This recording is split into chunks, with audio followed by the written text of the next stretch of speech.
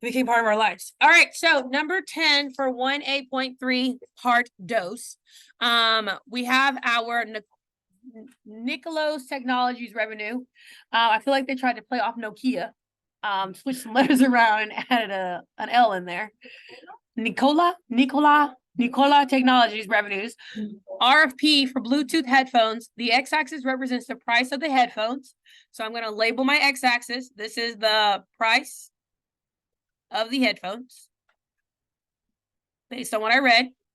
And I put $signs. And I'm going to label my y-axis. This is going to be my revenue in millions.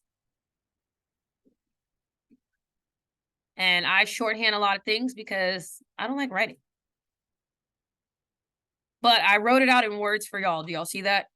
Like if you want to write the exact, label the x-axis, prices in dollars, label the, but you get my symbols. It says it. So it says, at what price will the tech company make no money on the headphones? Okay. So we're talking about when would they make no money on the headphones? And what do we get? What do you think? And why is that? Exactly. We're on the x-axis. So this is my no money, right?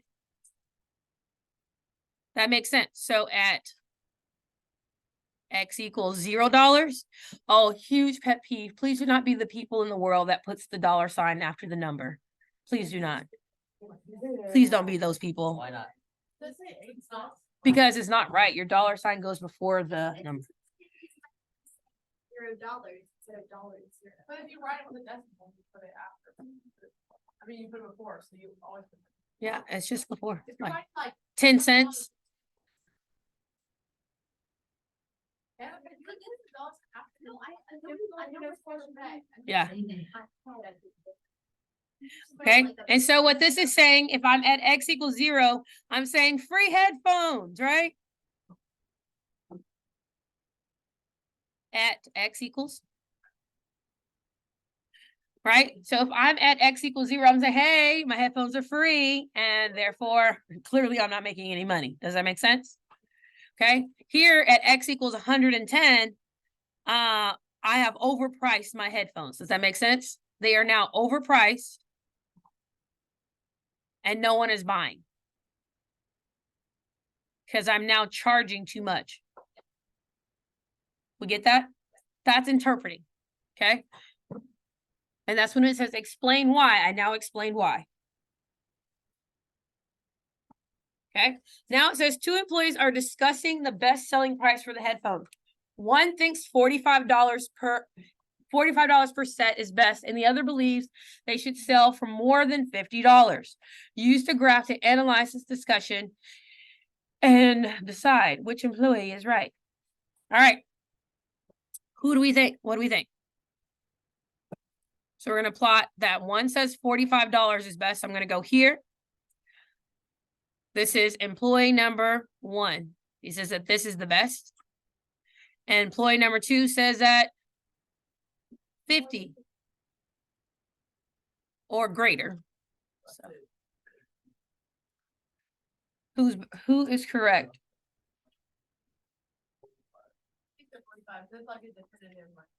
So if we have exactly. So the thing is, employee 1 would be the more correct because they gave you a definite value, right? A defined value. However, employee number 2 said 50 or greater. And what happens if you go too high past 50? You start losing money, right? So that's what you're going to explain in words. So employee number 1 with 45 is more accurate because the price of the headphones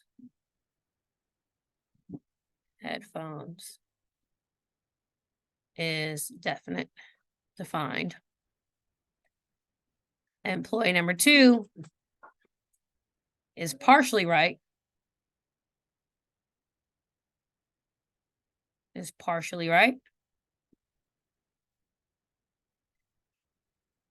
Because why are they partially right? They do sell that at over $50. Exactly. Because from $50 to, is that at like 65? Yeah. From $50 to 65, it's a high profit. So if you had just said 55, you would, right? Mhm. It's a high profit, but past that, we're losing money. But past, money's lost. Okay? Does that make sense? Yep. So that's being able to read and interpret what a graph is saying. Doable? Okay. On the next part, it's asking you, the company's goal is is to have a maximum revenue. What would be the best price for each set of headphones, and explain why? It would be, and why is it 55? Because that's where our maximum is. And how can we prove it?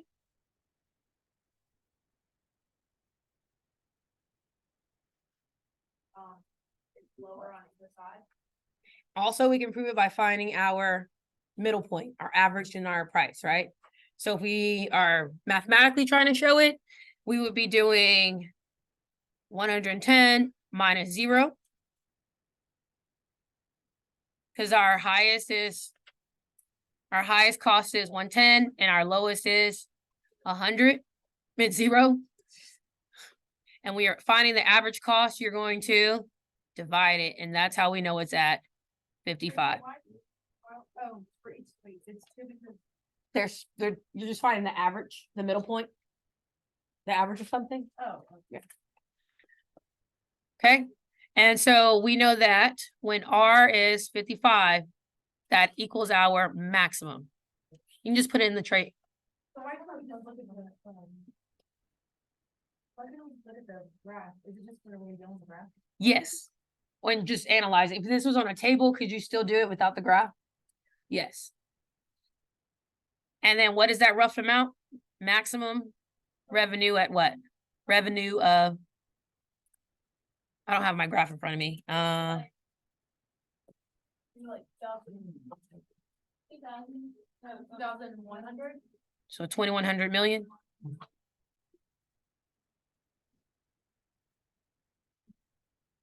So it'll be at $2,100 million. So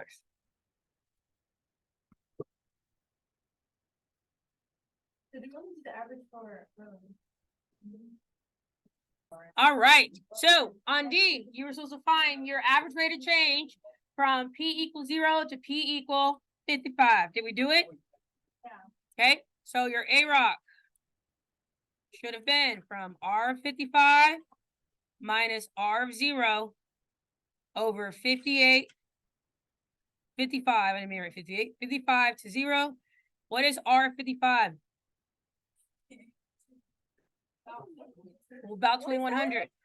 That's a 5. That got weird. What is R of 0? 0. I'm just gonna write it even though it's not necessary. And then 55 minus 0 is 55. What is 2,100 divided by 55? 38? 30? It's money, so we can put 38.18. So what does this mean? Means that by every dollar that the headphones basically we get. Oh, Yeah, keep going. well, is it $38.50? Is it $38 $1 million. There you go. Good job, Annabeth. All right. She like almost said verbatim what I wrote on my paper. Because our Y's is in mid. Remember we labeled? It's millions. All right. So explain why. So what does it mean? It says for every $1 increase, we are in price. The revenue is doing what? It also is increasing. How do I know it's increasing? Because it's positive. The revenue increases by how much?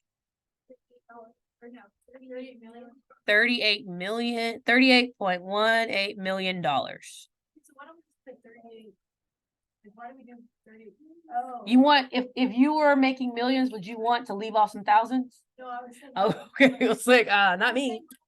It's not pennies. 38, like, in a million more, but I guess it's a lot of work. I mean, you can write it out. If that makes your heart happy. You can add your zeros in there. You can write out your 7 zeros. We won't stop you. That's why we wrote the word billions instead of putting 7 zeros. All right. Last part. Could there be any factors when the company might alter or adjust the price of the hedge funds? Maybe like the, cost of production. Cost of production. So you're just listing out what are things that can affect a price. Cost of production, shipping, inflation. What about holiday prices? Could they like put it on sale to try to sell a whole bunch, you know? Holiday prices.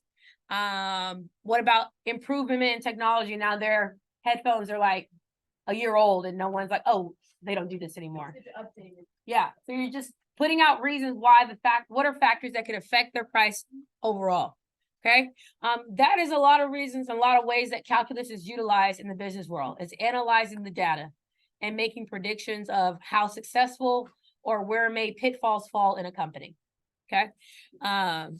So if you plan on being a business major, you'll probably take business pre-cal and calculus, and you'll learn even more in-depth ways to analyze your business and grow.